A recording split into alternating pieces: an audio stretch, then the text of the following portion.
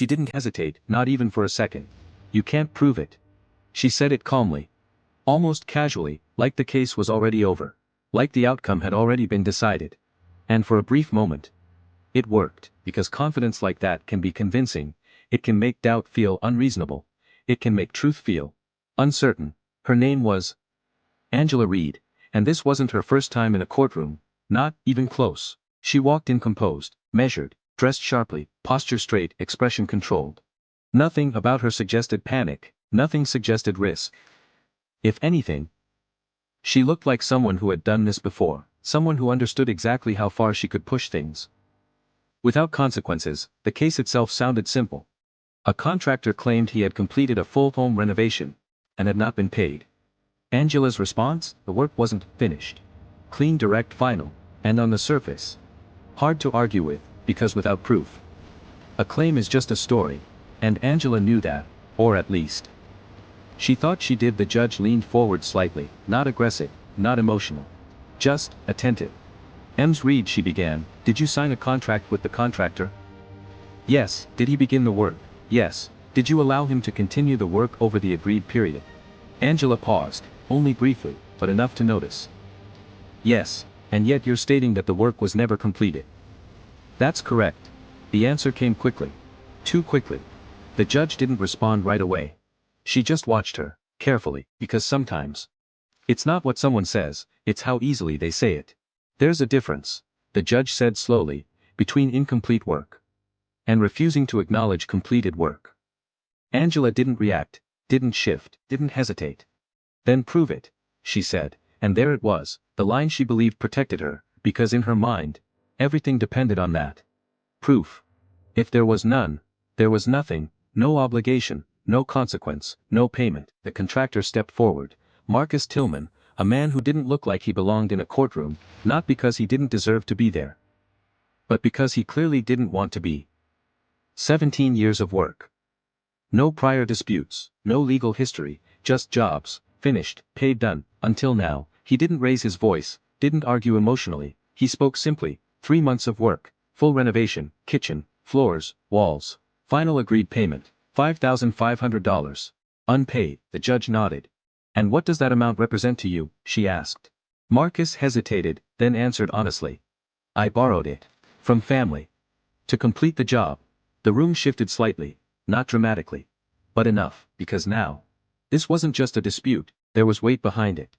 Real consequences. "I've never left a job unfinished," he added quietly. "I just want to be paid for the work I did." The judge turned back to Angela. "Do you dispute that he worked for 3 months?" "No."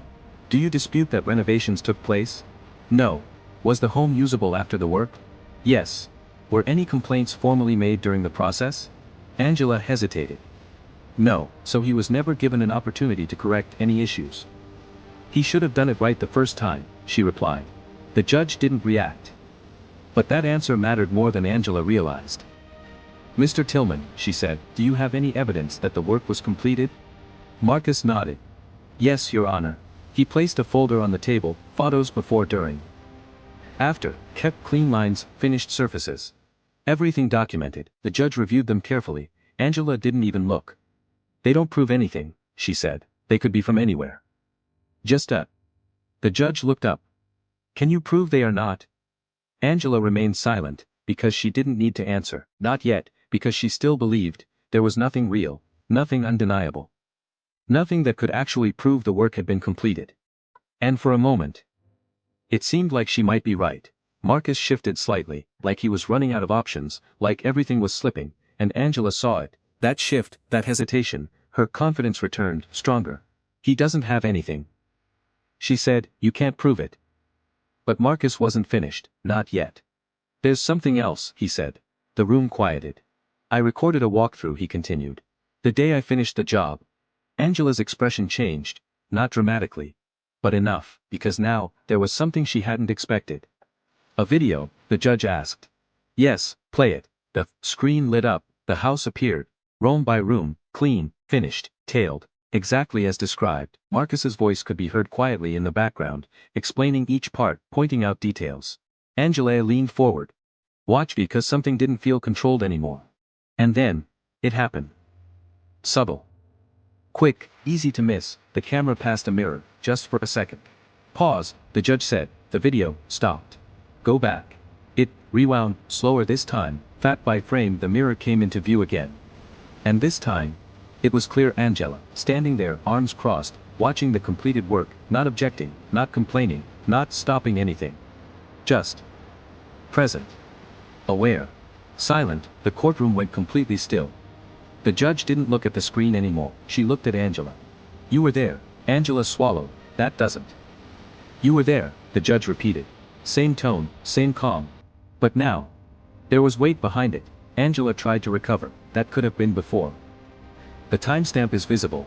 The judge said, it matches the final day of work. Silence, there was no argument, because there was nothing left to argue. That one moment, that one detail, had already ended everything. The judge closed the file.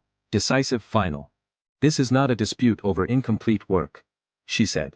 This is a refusal to pay for completed work. Angela shook her head slightly. This is unfair. No, the judge replied.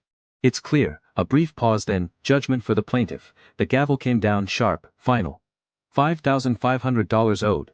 Plus court costs. Angela didn't move, didn't speak, didn't argue.